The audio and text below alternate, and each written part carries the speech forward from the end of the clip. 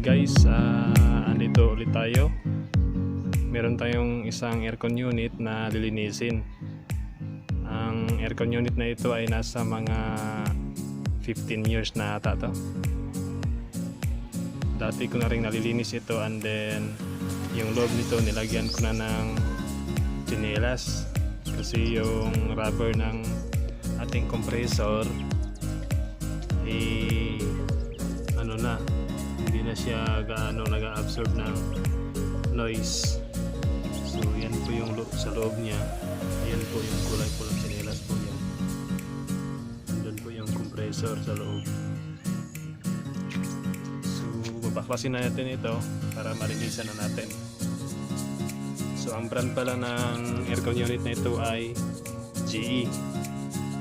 Yan po yung brand niya.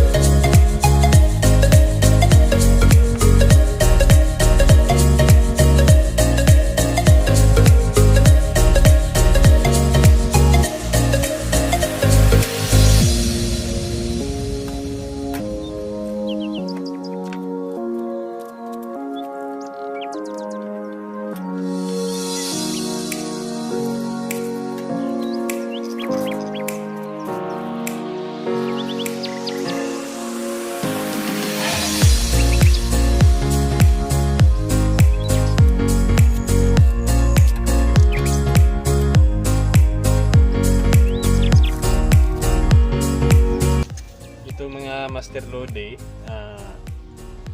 pag ako kasi naglilinis ng aircon na sobrang dumi, binabaklas ko siya lahat, talagang tanggal dito sa kanyang base. So ang diskarte naman dito pagdating sa ating compressor, ito yung ating compressor yan po. So pwede naman itong tanggalin mo ito, no? So pwede itong tanggalin para ma-separate yung wiring mo. Tapos itong ating fan motor natin, ito pwede mo ring tanggalin. Ang diskarte sa wiring, pwede mo siyang picturean muna kung hindi mo pa kabisado yung unit, yung color coding niya. So sa compressor pwedeng tanggalin dito, pwede rin dito. Tandaan lang, mas mabusisi rito kasi marami kasi siya.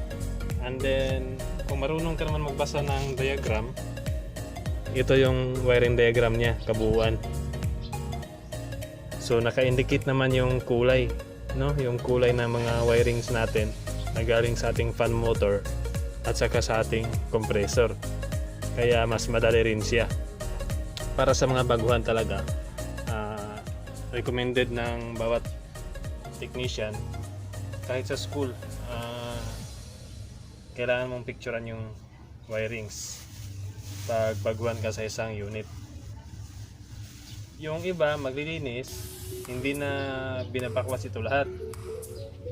Ang diskarte naman doon para hindi mabasa ito ay babalutin mo siya ng plastic. Pero ako, tinatanggal ko siya lahat para yung pinakailalim niya malilinis talaga. Kaya ngayon babaklasin na natin ito.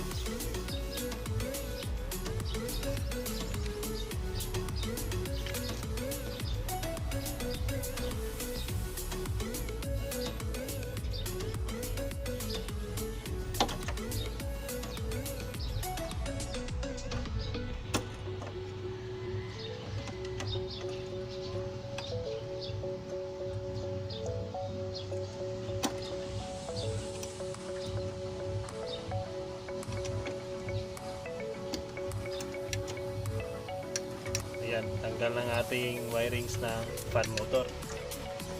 Ito naman sa compressor.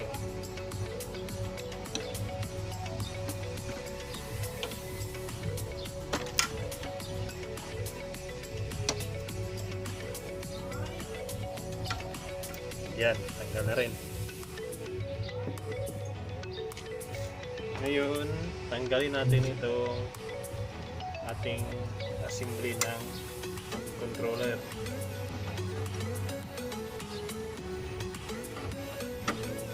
Para mahiwalay siya sa ating unit. Hindi siya pwedeng mabasa.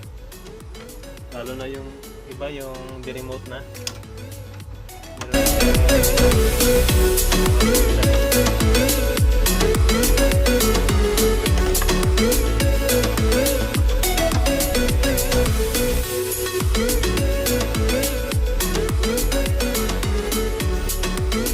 Yan mga master. Ito palang klaseng capacitor na ito para sa mga baguhan.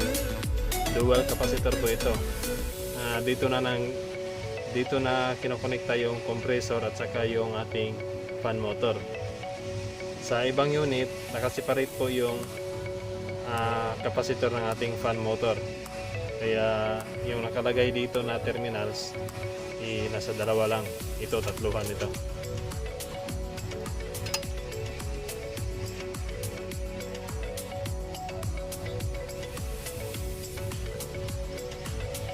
Yan, tatluhan po yan.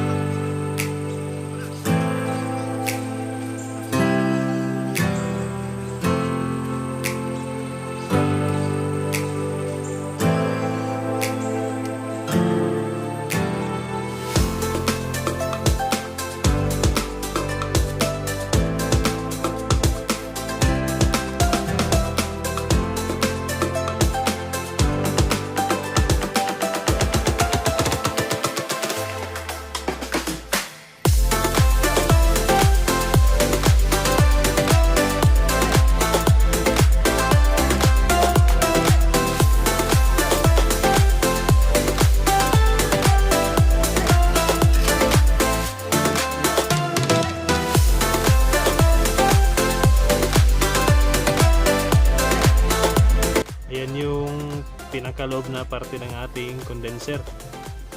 Kung makikita nyo, medyo bulok na siya. Sobrang tagal na kasi ng unit na ito. And then, ito naman yung ating evaporator. Yan.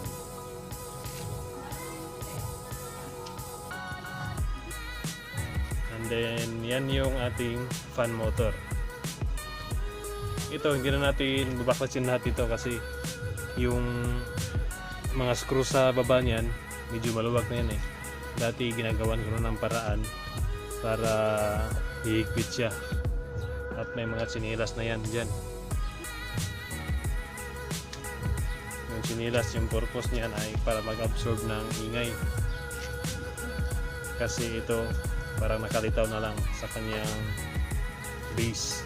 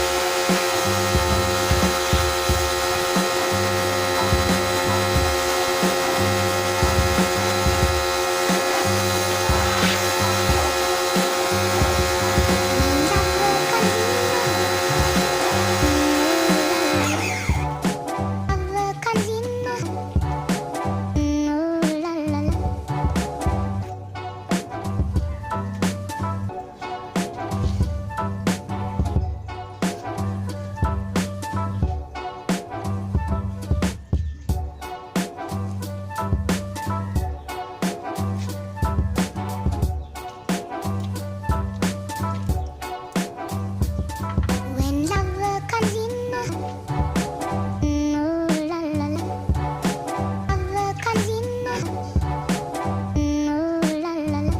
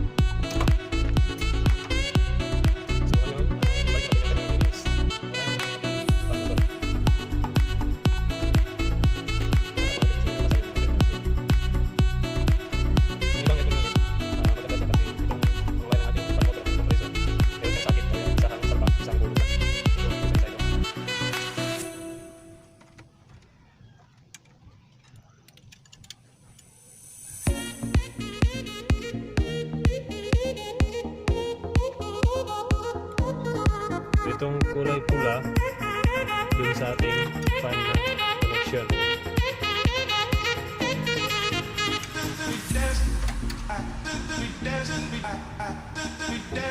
Yun.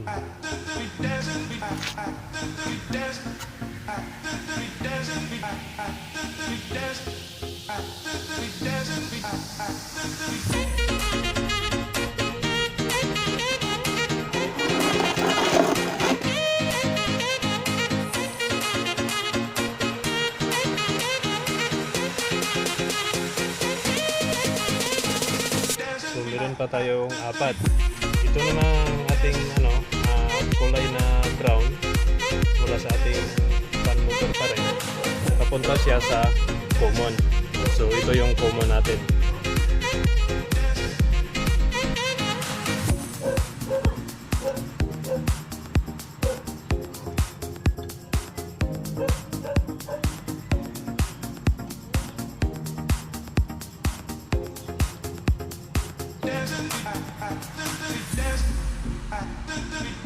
And then itong kulay dilaw, ito na yung ating papunta sa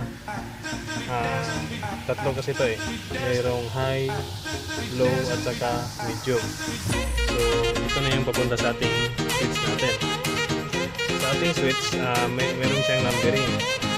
So base dun sa nakalagay na diagram, itong ating kulay yellow, ito yung diagram niya.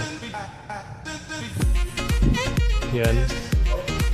So yellow 6, blue 4, and then yung black is 5. So dito yan makikita yung number niya na sa ilalim. Yung yellow is 6.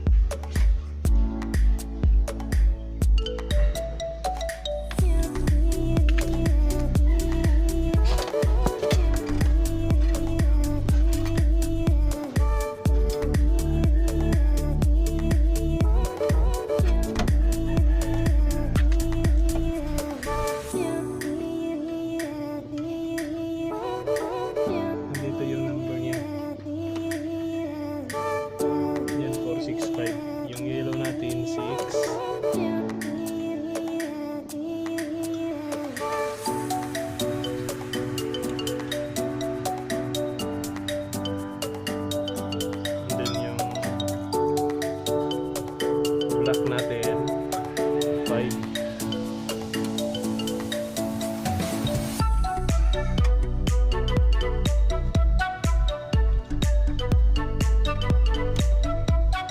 Yung blue natin dito sa 4.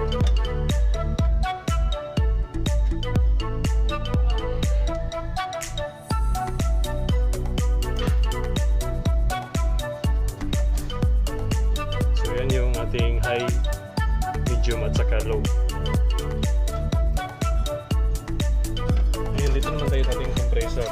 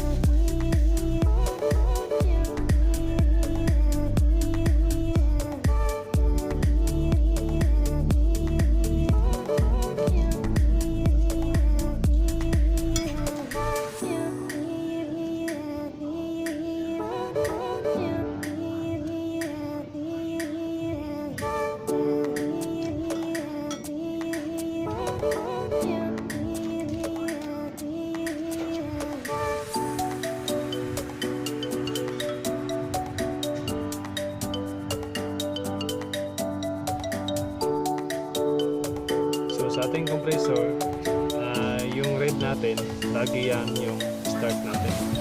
So yan yung i-connect natin sa ating arm ng capacitor. So nag-iisa po lagi yan. And then ito namang ating white, ito po yung papunta sa ating common.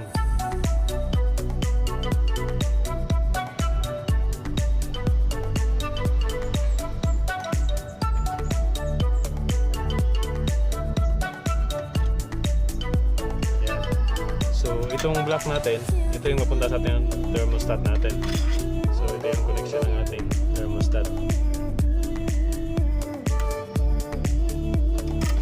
So yan, tapos na po.